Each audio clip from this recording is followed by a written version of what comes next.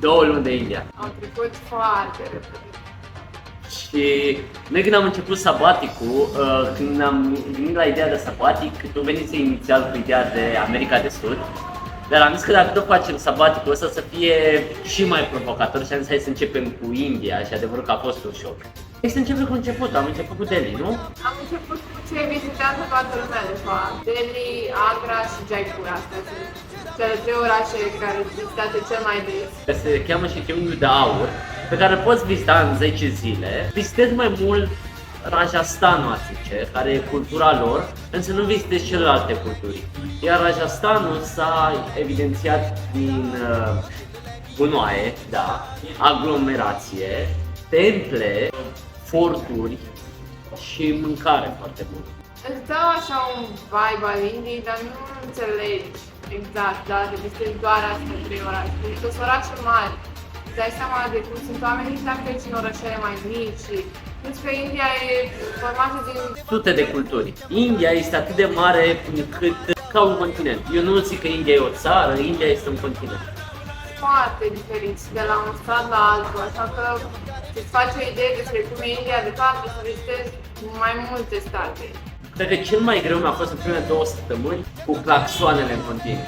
Eram parcă într-o stare de agitație și de nervi pentru că tu mergi pe stradă pe acolo și lumea claxonează și crezi că te claxonează pe tine și pe mine în București crezi că te înjură. Dar E nervan la un moment dat, chiar e nervan, dar după o vreme începi să le ignori. Efectiv, mergi pe stradă și nu le mai auzi. Iar în zona asta, hotelurile, Au alte standarde decât în Europa, să zicem. da, Adică și dacă te duci la un hotel de 4 stele, de 5 stele, e prea cu preț pe, nu știu, atenție la detalii. Găsești murdari de pereți, găsești băr pe jos sau... Adică nu-mi de pasă de chestiile astea. dar dacă arată pompos. Să fie luxos, dar uneori e murdar. Ce am avut noroc, uite-te, în circuitul ăsta cel mai turistic, ne-am oprit într-un sat, Bandipui, unde am avut norocul să ne ducem la o nuntă indiană și asta mi s-a părut una dintre cele mai tare experiențe pe care le-am avut până acum. Una din cele mai autentice. Asta și faptul că am stat la Cel Guru în Varanasi, iar mi s-a părut foarte autentic. În India am experimentat foarte multe tipuri de religii, spiritualități, viziuni ale oamenilor, de la acest guru foarte spiritual și foarte credincios, până la ateul din Mumbai, Milind, care a demontat tot ce ne zisese guru în Varanasi. Și o altă chestie care în primele săptămâni a fost puțin ciudat, este să te obișnuiești cu bunătatea oamenilor. Adică la început, tu știi, lumea te ia de pe stradă să te salute și să te poftească să dai gratis ceva. Dar dacă ai fi în Europa și te poftește un străin, hai nu, că-ți cumpăr eu ceai, e cu atât de multă bunătate încât la noi în Europa zice, bă, stai puțin, eu vrea să mă jefuiască, vrea să mă omoare. Dar nu știu dacă bunătate sau ar zice și ospitalitate, pentru că pot să te facă să te simți bine că ești oaspete de țara lor și na, și pentru că ești turist, că între ei, nu știu, sunt și între ei buni și se ajută, dar sunt la nivel de turist. Mai ales dacă ești alb. Da. Și mai ales dacă ești blondă, e deja altceva. Sunt foarte prietenoși și foarte deschiși să vorbească despre ei, să te cunoască. Și a fost ușor pentru că mai toată lumea știe engleză. E puțin greu la început cu accentul, dar pentru faptul că au fost colonie britanică, e foarte ușor să te descurci în ea. Mâncarea foarte gustoasă și de la zonă la zonă a fost diferită. Ce se găsește în România sau ce se găsește în Europa, în principal este doar mâncarea din nord și Rajasthan. Dar ce e comun peste tot și delicios, pâinile. Pâinile sunt super, super bune.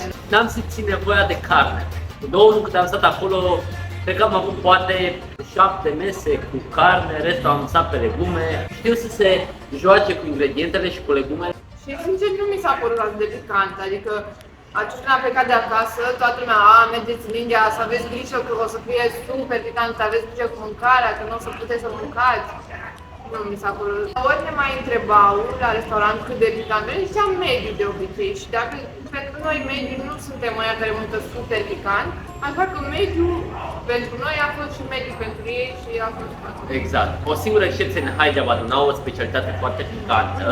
Și altă chestie este pentru când ei vorbesc despre spicy, ei nu se referă la ideea neapărat la picant, ci la condimentat. Că ei la un moment dat folosesc foarte multe condimente. Și a fost la un moment dat surprinzător, mai ales în Varanasi, după ce mâncasem vreo 2 săptămâni numai cu plin de condimente. Când am ajuns în Varanasi, ei avea acolo o chestie care se făcea de Diwali. Înainte de Diwali, cumva o mâncare de post a lor.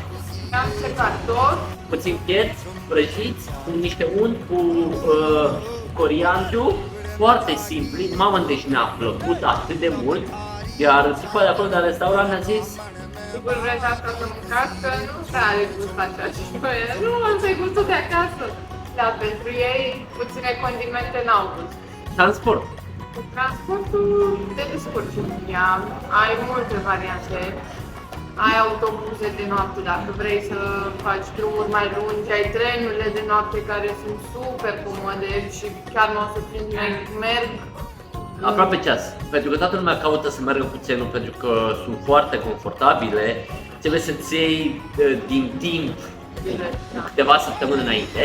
Și ce mi-a plăcut la India e că au chestia asta de urgență, de urgență, dai poate vreo 10-15 lei în plus, dar poți să cumperi doar cu 24 de ore înainte. Mai ai o șansă, cumva, sunt niște bilete rezervate, dacă se epuizează tot, mai ai o șansă în ultima zi, în ultimele 24 de ore să mai prinzi un bilet, doar că toată lumea intră acum să prindă bilet. Și De câte dată am prins, dar n-am prins. site-urile lor sunt foarte bune, mai ales că te poți pune în coadă de așteptare ca să prinzi un bilet. Și site-ul lor oficial zice care sunt șansele să prinzi bilet, loc, chiar dacă ești în coadă de așteptare, ceea ce mi s-a părut foarte fain. Cu transportul în oraș era destul de greu pentru că trebuia să știi un localnic ca să duci cu autobuzul și atunci mai mult am mers în oraș cu tuk-tuk-ul. Dar ce îmi place foarte mult la Asia este că dacă vrei să te duci undeva, autobuzele, chiar dacă se schimb 3 sau 4 autobuze, imediat toate se lipesc una lângă alta. Mi s-a întâmplat să mergem într-un oraș în altul, care era mai depărtat și nu era autobuz direct, dar de obicei când te lăsa într-un oraș, legătura o găseai imediat pentru următorul oraș, tot așa. Și plecai imediat. Autobuzele de noapte am avut experiențe de 2 feluri. Odată a fost execrabil, groaznic, deci dacă vreți cu autobuze de noapte, trebuie neapărat să vă uitați pe review-uri și să nu le luați pe alea cu review-uri proaste și pe alea ieftine, pentru că sunt oribile. Deci a fost cel mai nasol loc în care am dormit. Era mizerie, pe patul ăla, era pătat, cineva mâncase acolo, erau coși de alune, a fost groaznic. Și mai ales că dacă stai sus, pe paturile de sus, autobuzul se înclină și mai tare și nu te poți odihni. Deci luați-vă autobuzele Volvo, așa le zic ei, nu neapărat că sunt autobuze Volvo, dar pentru ei autobuzele Volvo înseamnă că acele autobuze au perne de aer și atunci suspensiile sunt mai bune și e mai confortabil.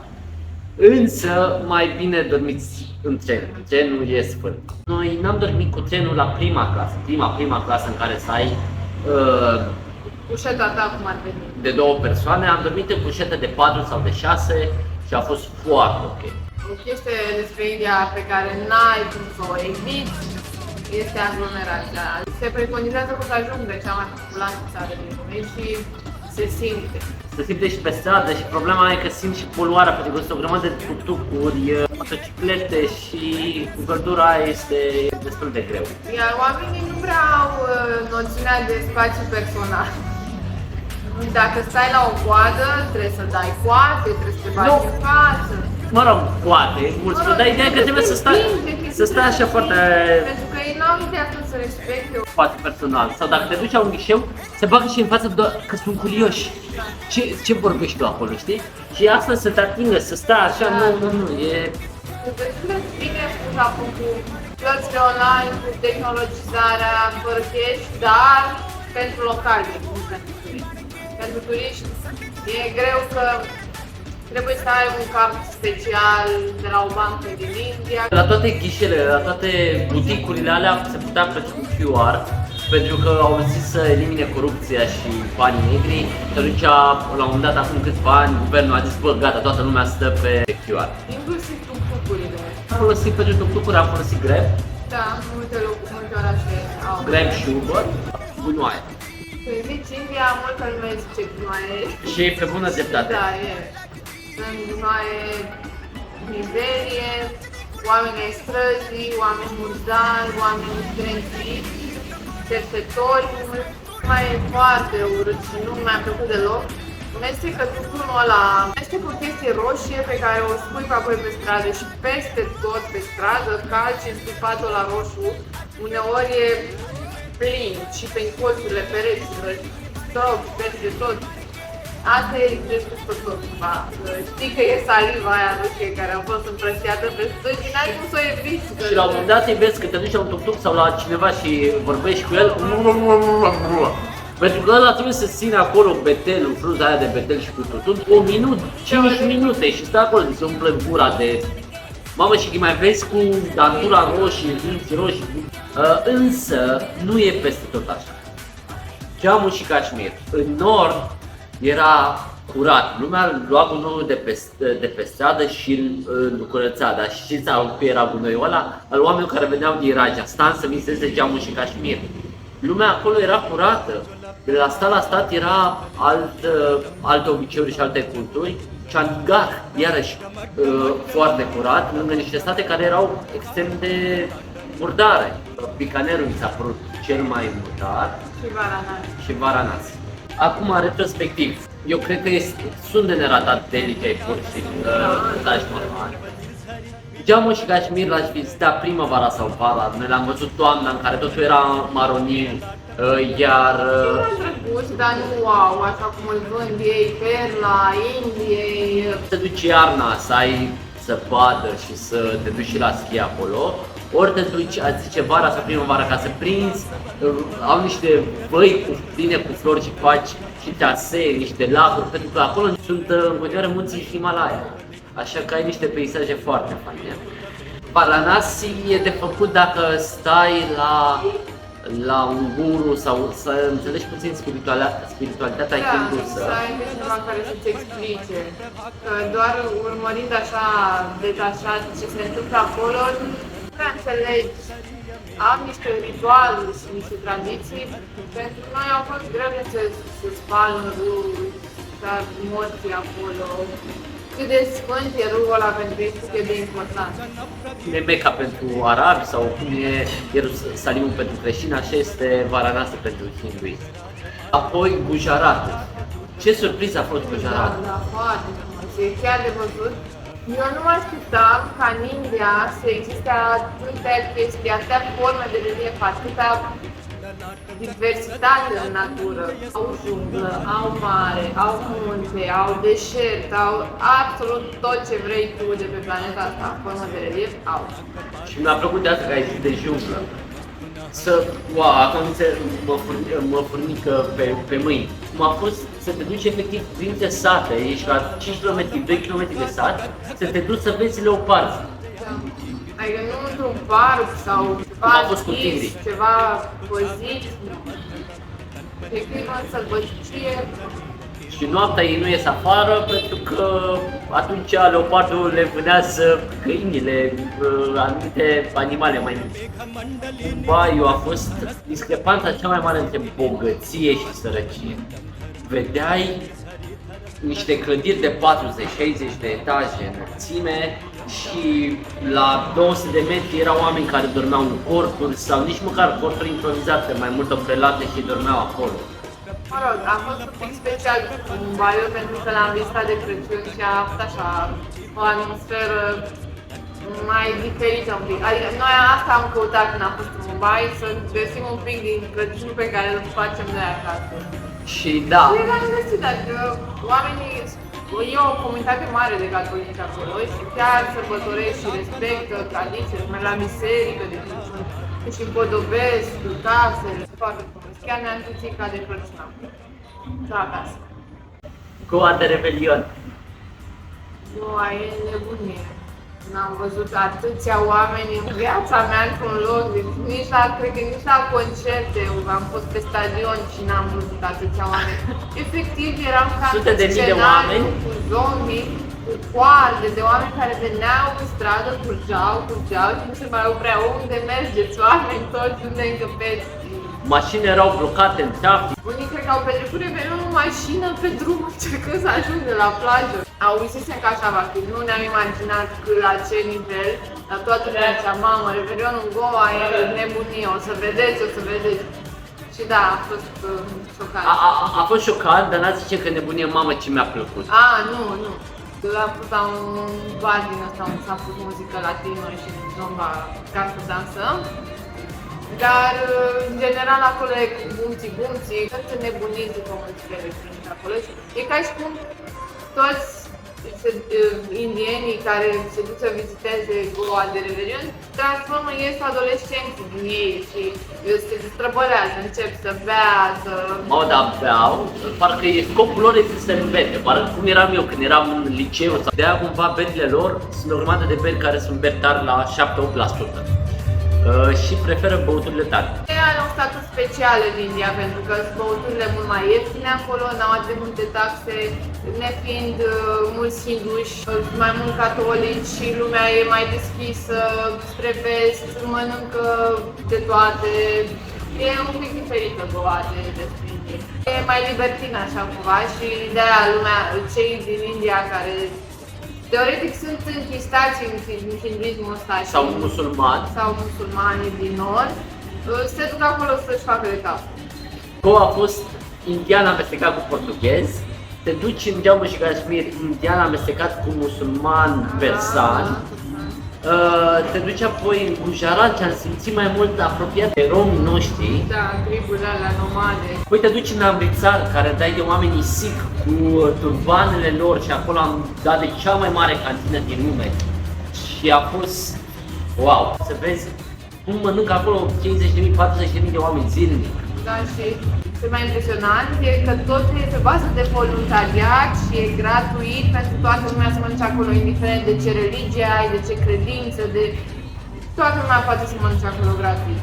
Și nu doar acolo, în templul ăla, toate templele Sikh din lume au aceste cantine gratuite pentru oameni.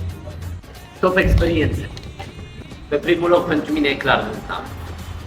Da. Nunta e... Trebuie neapărat să vedeți cele 2 episoade. Ne-am ajuns acolo după 2-3 săptămâni. În India oamenii abia ne cunoscuseră. Te zis, avem o nuntă peste 2 luni, vreți să veniți? Și am zis da. Și ne-au primit ca pe familia lor. Și asta se întâmplă oriunde din India. Te primești de parcă ești familia lor. Am participat la toate tradițiile astea, cum sunt la noi, nu știu, se rupe turta, se joacă găina. Ei un străin vine în România și l-a dus la tine să intre în casă, să-ți vadă pregătirile, foarte intim așa. Asta este de departe lecția pe care am învățat-o cel mai mult de la indieni. Sunt foarte calzi și văd bunătate în toată lumea și atunci să împărtășească, nu știu, e bucuria asta de a te cunoaște, în timp ce acum, până și noi românii care suntem calzi, în comparație cu indienii, suntem reci. Faptul că ne-am întâlnit cu Deepak și Tami, da. Cred că dacă percepeți câteva luni prin India, nu aveți cum să nu vi se întâmple același lucru. Să dați niște oameni care să dormiți la ei și să vă împrieteniți. Dacă sunteți cu suflet deschis și inima deschisă, pentru că primești și în cele mai proaste condiții. Iar dacă tu nu ești fandosit să zici, nu, păi da, vreau camera mea sau nu știu, să fi deschis, să încerci și deschis să-i cunoști și tu, că și ei pot să te cunoască. Am fost la Guru din Varanasi. Lângă camera lui a fost un șoricel, adică pereții erau puțin căzuți, dar era mai mult vorba de spiritualitate și de chiar asta zicea să nu ai așteptări și să fii modest. Faptul că am stat de Crăciun la Miemi. Toate au fost experiențe frumoase, nu știu dacă ar putea să aleg ceva să fac un top. Fiecare a fost specială și unică în felul ei. Nunta e pe primul loc. Da, a fost ceva peste așteptările noastre. Dar, în general, în India am trăit experiențe frumoase. India a intrat în topul nostru, top 3, cele mai faine țări din lume. Trebuie să te duci acolo fără așteptări, să te duci Puțin întărit psihologic, pregătit psihologic pentru pentru zgomot și murdărie. să fii un pic călit așa la salubritate, să zic. Noi avem chestia asta să zicem mulțumesc. Intri în taxi, mulțumesc, mulțumesc, te duci la superoare, mulțumesc. Dar nu, eu chiar vreau să, nu știu, să arăt că sunt recunoscătoare pentru ceva, chiar îți zic din suflet, adică nu am doar așa o vorbă.